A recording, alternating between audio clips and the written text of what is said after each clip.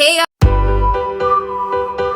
guys, welcome back to my channel. Myself Prachi and होने वाली CM है प्राची। गाइस हमारे चैनल पे आपका बहुत बहुत स्वागत है और आज की वीडियो में हम लोग डिस्कस करने वाले हैं कॉस्ट अकाउंटिंग स्टैंडर्ड जो कि बेस्ड है सर्विस कॉस्ट सेंटर्स पे। तो चलो वीडियो को स्टार्ट करते हैं। Let's get started. गाइस आज की वीडियो में हम लोग देखने वाले हैं सर्विस कॉस्ट जो होती है ना, जैसे कि मैम सर्विस कॉस्ट में आप क्या कंसीडर करते हो। तो गाइस हम लोग बहुत सारे डेफिनेशंस भी पढ़ेंगे एंड ऑल, सब कुछ आपको पता चल जाएगा कि सर्विस कॉस्ट का क्या मतलब होता है। ठीक है। एंड फिर उसका अकाउंटिंग कैसे करना है कॉस्ट अकाउंटिंग स्टैंडर्ड के हिसाब से, ये मैं आपको बताने वाली हूँ। ठीक है। और गाइस देखो सर्विस कॉस्ट में क्या क्या आता है। जिस तरीके से गाइस जैसे आपकी गाड़ी खराब हुई तो आप उसमें सर्विसिंग करवाते हो। जैसे आपकी कार आप खरीदते हो तो उसका वीकली वीकली बोलूँ मंथली और 2 मंथली 3 मंथली ऐसे सर्विस सेंटर पे जाकर आपको करवाना पड़ता है। ठीक है। आप कोई भी इलेक्ट्रॉनिक सामान खरीदते हो तो उसमें सर्विसिंग लगती है, तो वो सब सर्विस सेंटर की सर्विस सेंटर होते हैं। ठीक है। उसमें जो कॉस्ट इनकर्ड होती है वो सर्विस कॉस्ट होती है। ठीक है। तो उसी की अकाउंटिंग कैसे करना वो सीखेंगे हम लोग। ठीक है गाइस। तो चलो देखते हैं। सबसे पहले मैं आपको बताऊंगी डेफिनेशन से कि मेनली जो हमारा कैश है ना वो हमको डेफिनेशन दे के रखा है। तो जो डेफिनेशन कैश ने बताया है उसको मैं आपको अच्छे से एक्सप्लेन करूंगी। ठीक है। देखो guys, support service cost centres. ठीक है। मतलब सपोर्ट सर्विस मतलब सर्विस कॉस्ट सेंटर्स जो होते हैं ना उसको सपोर्ट कौन कर रहा है। ठीक है। तो वैसे टाइप की कॉस्ट सेंटर्स की बात कर रहे हैं यहाँ पर। ठीक है। सपोर्ट सिस्टम जैसे वो लोग हमारी हेल्प करते हैं। ठीक है। तो वो कॉस्ट सेंटर जो रहता है वो प्राइमली क्या प्रोवाइड करते हैं गाइस, ऐसी सर्विसेज प्रोवाइड करती है जो एक्सलरी नेचर होती है। मतलब गाइस मेन काम इनका ये नहीं रहता। जैसे कि गाइस आपको आपको एक स्कूटी बेची, किसी कोई वो है ऑटोमोबाइल कंपनी है तो वो आपको एक स्कूटी बेची।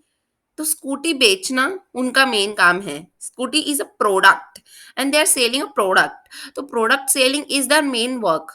It is not auxiliary.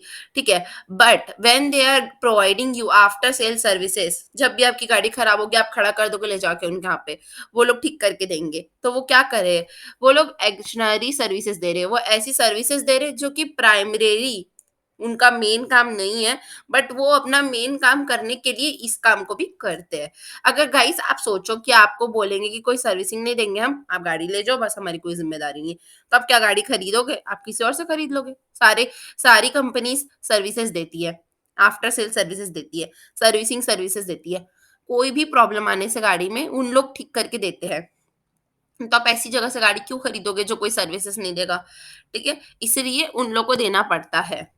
ठीक है। फिर जो कॉस्ट सेंटर्स होते हैं वो लोग सर्विसेज प्रोवाइड करते हैं। वो प्रोडक्शन से रिलेटेड भी हो सकती है, ऑपरेशन से रिलेटेड भी हो सकती है और अदर कोई दूसरी भी हो सकती है।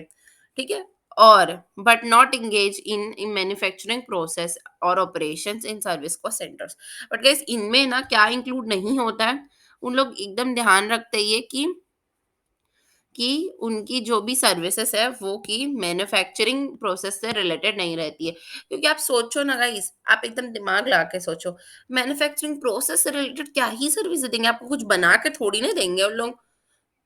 अगर आपकी गाड़ी खराब हो जाएगी तो कुछ बना कर देंगे क्या अलग से उसमें कि गाड़ी के अंदर कुछ बना कर देंगे। उन लोग क्या करेंगे, ज्यादा से ज्यादा स्पेयर पार्ट्स कुछ रहेगा उसको चेंज कर देंगे। ठीक है। और कुछ खराबी आई उसको ठीक कर देंगे। ठीक है। तो वो उसमें ठीक हो रही है तो प्रोडक्शन से रिलेटेड ऑपरेशन से रिलेटेड जो भी खर्चा है वो सब चीज़ को ठीक करते हैं उन लोग। ठीक है। मैन्युफैक्चरिंग डिफेक्ट कुछ आ जाएगा उसको कैसे ठीक करेंगे, वो तो परमानेंटली खराब हो जाएगा ना, उसको ठीक किया ही नहीं जा सकता, उसको चेंज करना पड़ेगा सीधा। ठीक है। तो वैसे वाली चीज़ सर्विसिंग की कॉस्ट में नहीं आती है। ठीक है।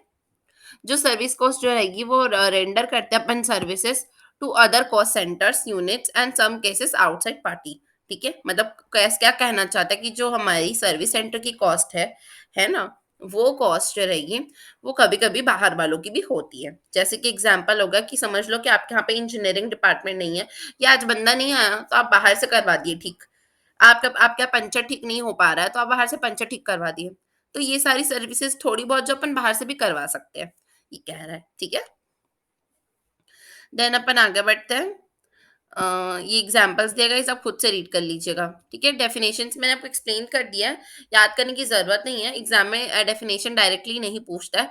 हाँ बट आपको एग्जांपल से कुछ पूछ सकता है कि पोल्यूशन कंट्रोल कर रहे हैं तो बताओ ये सर्विस कॉस्ट हुआ क्या। आपको ऐसे ऐसा करके सब पूछ सकता है। वही टिक द करेक्ट आंसर वगैरह में। बाकी ऐसे डायरेक्ट क्वेश्चन डेफिनेशन से आने की चांसेस बहुत ही कम है ही नहीं, मान लो आप। ठीक है। जो भी एडमिनिस्ट्रेशन ओवरहेड होगा ना, वो इंक्लूड होता है गाइस इनकी एडमिनिस्ट्रेशन अलग से, मतलब जैसे जो एडमिनिस्ट्रेशन ओवरहेड इनका है। ठीक है। जो सर्विस सेंटर में आप कॉल किए, उन लोग फोन उठाए, फिर आपसे बात की, आप बोले कि इतने बजे मैं डिलीवर कर दूंगा, तो मुझे कब मिलेगी गाड़ी? वो बोले हाँ सर, आप शाम तक ले लीजिएगा गाड़ी। तो ये जो बात कर रही है वो एडमिन डिपार्टमेंट की बंदी हुई। तो वो जो रहेगी, उसका अलग एडमिन जो रहेगा, सर्विस सेंटर कॉस्ट में अलग एडमिन डिपार्टमेंट रहेगा, वहां पे इसका ओवरहेड जाएगा, ना कि पूरे प्रोडक्ट वाले में चले जाएगा। मतलब स्कूटी डिपार्टमेंट वाले में नहीं जाएगा, अलग से सर्विस डिपार्टमेंट में जो एडमिन रहेगा वहां जाएगा। Is that clear? आगे बढ़ते हैं। तो गाइस चलो डिस्कस कर लेते हैं अपन प्रिंसिपल ऑफ मेजरमेंट। ठीक है। तो गाइस सबसे पहले हम लोग को दिया हुआ है कि डायरेक्ट और इनडायरेक्ट, अगर गाइस कोई भी खर्चा रहता है डायरेक्ट और इनडायरेक्ट वगैरह, आपको सबको आपको एग्रीगेट करके एक साथ बताना होता है। ठीक है। कोई भी गाइस अगर आपने मटेरियल खरीदा है, स्टोर्स, यूटिलिटीज, ये सब है, अगर आपने लिया है, तो फिर आपको सबको ऐड एग्रीगेट करके बताना है। ठीक है। कॉन्ट्रैक्टर कॉन्ट्रैक्टर के साथ कोई भी खर्च हुआ आपका, मटेरियल आपने लाया, एक्सपेंस किया कुछ, सबको ऐड करके एक साथ बताना है। इंटर कंपनी आपने कोई भी एडिशनल खर्चा किया है, आपको सबको ऐड करके बताना है। आउटसाइड पार्टी, बाहर से आपने कुछ खर्च कराया, बाहर अपने पंचर आपके यहाँ नहीं बन रही थी, आपने पंचर बाहर से बनवा लिया, आउटसाइड पार्टी में आपने खर्च किया, आपको बताना है ऐड करके। फाइनेंस कॉस्ट मैम इंटरेस्ट वाली ले लेना। नो बेटा, नहीं लेना है। ठीक है। और फिर इम्प्यूटेड कॉस्ट नहीं लेना है। फाइन्स नहीं लेना है। अभी तक तो आप गाइस यूज टू हो गए होगे, 3-4 टर्म से तो एकदम कॉमन सब में ही आ रही है। ठीक है। आगे बढ़ते हैं। आगे गाइस आपने कोई भी प्रिंसिपल में चेंजेस किया है, तो मैं आपको बता दूं, अगर वो चेंजेस लॉ ने और या फिर स्टैंडर्ड ने करवाई है, तब जाके ही आप वो चेंजेस कर सकते हो। ठीक है। कोई भी सब्सिडरी ग्रांट जो रहती है ना गाइस, आपको डिडक्ट करना है। ठीक है। यहाँ पे डिडक्ट करना है, लिख लो डिडक्ट।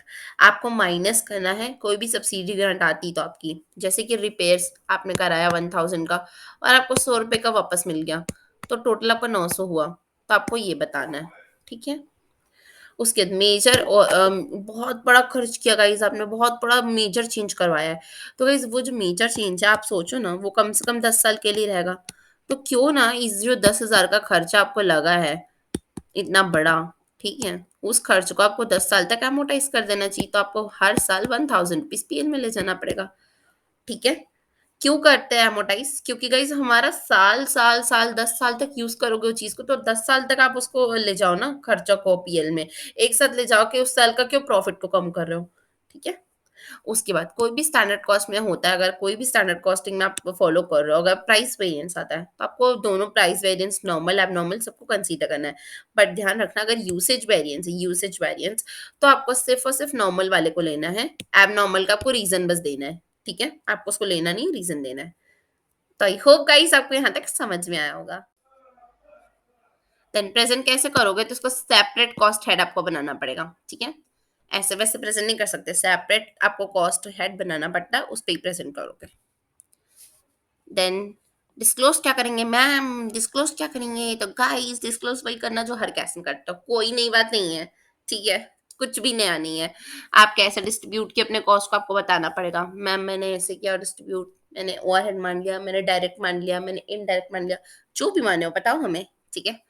आपने कितना खरीद के लाया था, कितना आपने सर्विसेज खरीदी, मतलब मैम खरीदेंगे कैसे? अरे मैंने आपको बताया ना गाइस, जैसे कि अगर कोई सर्विसेज आपके यहाँ नहीं, पंचर बनाने वाला नहीं है, तो आप पंचर बाहर से बनवा दिए, तो खरीदे तो वो ना, एक तरीके से उसको पेमेंट तो करोगे, तो वो कॉस्ट ऑफ परचेज प्रोडक्शन से कोई भी आपका खर्चा होता है, तो आपको वो सब लेना है। ठीक है। फिर आपको स्टैंडर्ड कॉस्ट के बारे में डिस्क्लोज करना है कि क्या प्राइस वेरिएंस था, क्या यूसेज वेरिएंस था।